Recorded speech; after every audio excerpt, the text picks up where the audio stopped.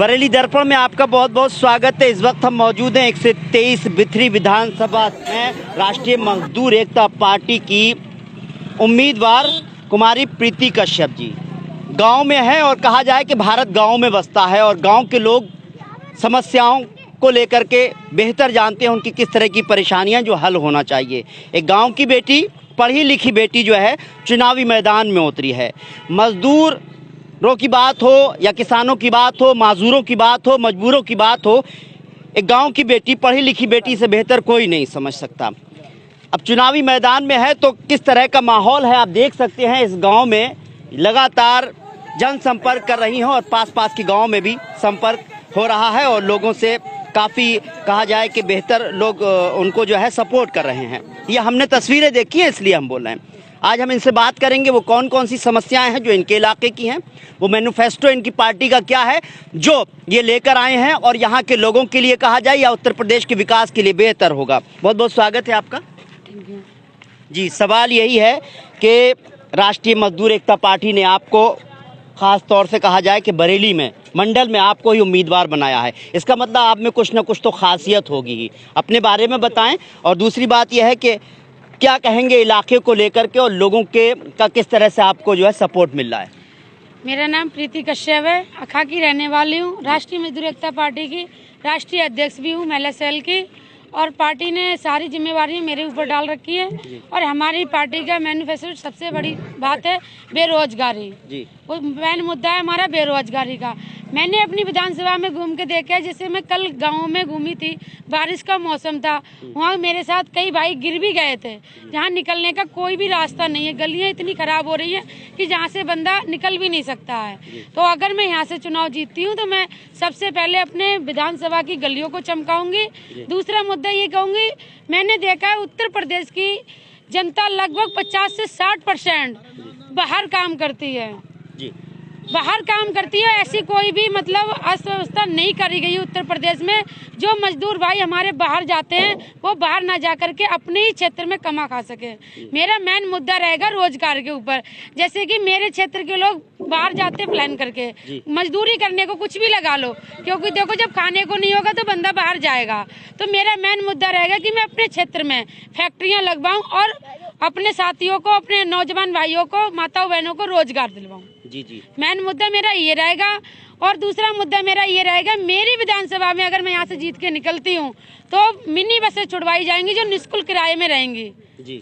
और तीसरा मुद्दा रहेगा मेरे एम्बुलेंस भी निःशुल्क रहेंगी। सबसे ज्यादा जोर दिया जाएगा बेरोजगारी और क्या कहते हैं शिक्षा पर कहा जाए, क्योंकि गांव में शिक्षा का स्तर देखा जाए बहुत खराब देखा जाता है। किस तरह की व्यवस्थाएं रहेंगी, किस तरह के स्कूल होंगे। दूसरी बात खासतौर से महिलाओं के लिए कहा जाए या कहा जाए विकास के लिए आपने कहा कि गाड़ियां आप चलवाएंगी, और भी किस किस तरह की सुविधाएं रहेंगी। देखो हमारी हमारी पार्टी सरकार में तो है नहीं, और मैं देखो एक विधायक के पास मैं इतना जानती हूँ, मेरी विधानसभा मेरा परिवार होगा। मैं खुद के लिए नहीं अपनी विधानसभा के लिए काम करूंगी और मेरी लड़ाई है सिर्फ विकास की। मेरे को भी, क्योंकि कोई पार्टियां आती हैं वोट मांग के जाती हैं।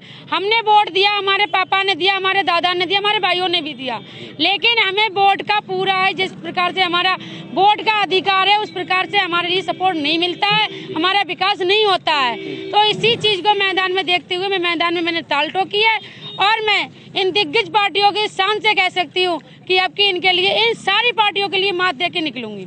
बहुत अच्छी बात है जिस तरह की चीज़ें कहती हैं कि मात दे के निकलेंगी। गांव की अगर हम बात करते हैं, किसान की हमें बात करनी भी होगी, मजदूर की भी बात करनी होगी। एक लंबा आंदोलन चला, किसान परेशान रहे, किसानों के लिए किसी तरह से सुविधा आपकी पार्टी देने जाएगी। हाँ, अगर मैं इस विधानसभा से जीत के निकलती हूँ तो खाद का कट्टा आधे रेट पे दिलवाएगी हमारी पार्टी, और किसान भाइयों का बिजली और पानी मुफ्त में दिया जाएगा। बहुत अच्छी बात है। स्वास्थ्य की बात भी कर लेते हैं, क्योंकि गाँव में खासतौर से स्वास्थ्य सेवाएं भी बहुत खराब रहती हैं। ऐसे उसमें किस तरह से आपका वो रहेगा योगदान? हमने गांव में जाकर के सर्वे किया है, कुछ गांवों की स्थितियां इतनी खराब हैं, अगर किसी बंदे को कोई भी प्रॉब्लम हो जाए तो वो हॉस्पिटल तक पहुंच नहीं पाता है। सबसे बड़ी बात यह, जैसे मान ली 5 गाँवों का इकट्ठा करा, सर्वे कराएंगे, 5 गाँवों को इकट्ठा करेंगे, अगर वो सहमत होते हैं कि भाई 5 गाँवों का एक जगह पे इकट्ठा मतलब हॉस्पिटल बनाया जाए तो हमारी पार्टी उसकी भी सुविधा करेगी। बहुत अच्छी बात है। और भी बात करूँगा हालांकि समय कम है, कहा जाए राष्ट्रीय मजदूर एकता पार्टी, अभी मेरी बात हुई थी यहाँ के अध्यक्ष से, तो हरियाणा में चुनाव लड़ा था, दूसरे नंबर पर रही थी। आप लोगों की नज़र में भी आपने देखा होगा पिछले चुनाव में भी इस पार्टी ने अपने उम्मीदवार उतारे थे। लेकिन अगर मैं बरेली की बात करूँ तो महज एक ही कुमारी प्रीति कश्यप है जिन पर जिम्मेदारी दी है। अब मैं ये भी जानना ज़रूर चाहूँगा आपसे, क्या उम्मीद की जाए बिथरी विधानसभा क्षेत्र में कौन बनेगा विधायक? आप कितनी मजबूत उम्मीदवार हैं?